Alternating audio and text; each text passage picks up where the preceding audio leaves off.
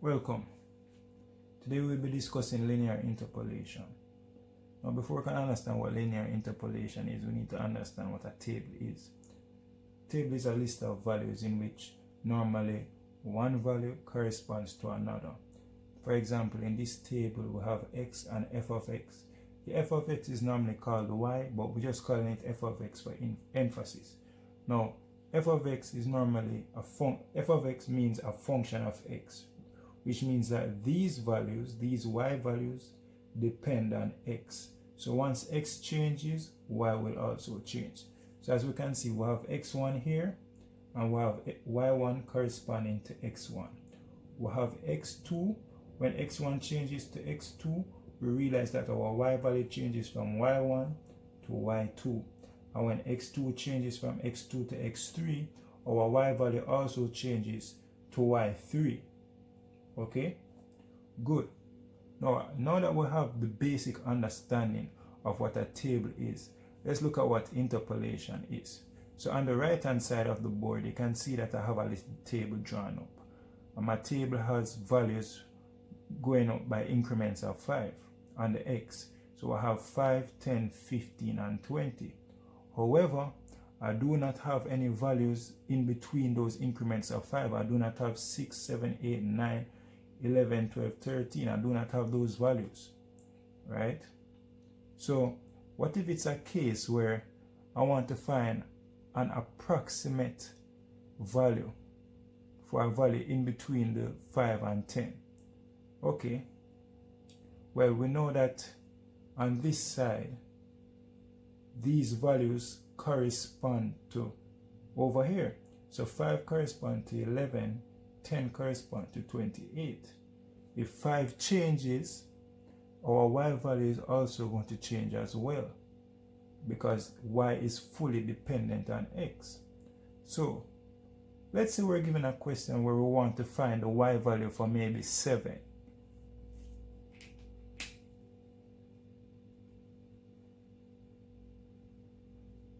Want to find the y value for 7. Well, that's when you'd have to interpolate. So let me explain the formula for interpolating. Let's create some space.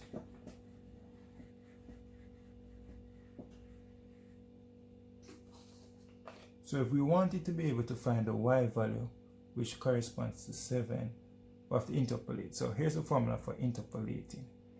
Your interpolating formula is your upper boundary, write it as up b, minus your lower boundary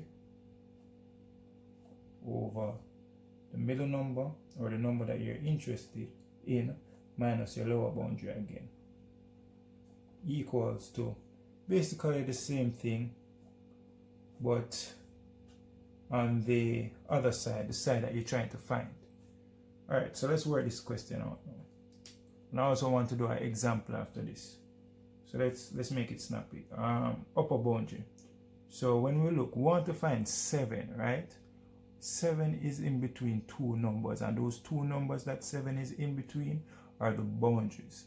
Our upper boundary is the number that's higher than the number we're interested in, which is 10, and our lower boundary is the number that is lower. Alright, good. Now, our upper boundary is 10. Right? Our lower boundary is 5. The middle number, 7. Lower boundary, 5 again. Okay? Now, what is the upper boundary on the right hand side? Well, it's the one that y is in between. So it's 28. Minus our lower boundary, 11, over our middle number. We don't know what our middle number is, so we're just going to call that y, subtracted by our lower boundary again. So this is 5 over 2, 28. This looks like 17, and this is y minus 11. 5 over 2, 5 over 2 is what again? 2.5. I should know that, but I don't know why I don't know that right now, equals to 17 over y minus 11. We're going to multiply, bring cross multiply, so we're going to get 2.5 times y minus 11 equal to 17, 2.5y minus 11 times 2.5, because we're expanding the bracket now.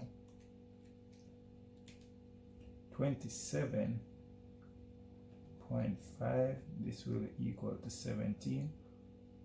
Add both sides by 27.5, so this is 2.5 y equal to 17 point plus 27.5, 2.5 y equals to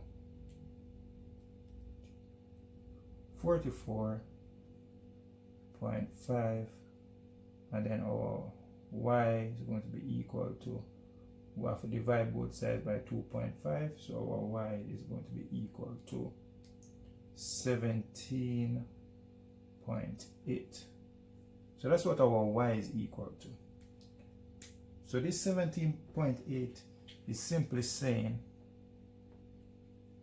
that 7 corresponds to it. If we look, we realize that the 17.8 is higher than the lower boundary and it's lower than the upper boundary, which can give us some degree of, we can understand that it looks correct. And let's look also at the gap. Well, we see that 7 is to 17.8, maybe 8 is to maybe 22, 9 to 25 point something, and then 10 to 28. So the spacing itself looks okay. So that's why you interpolate.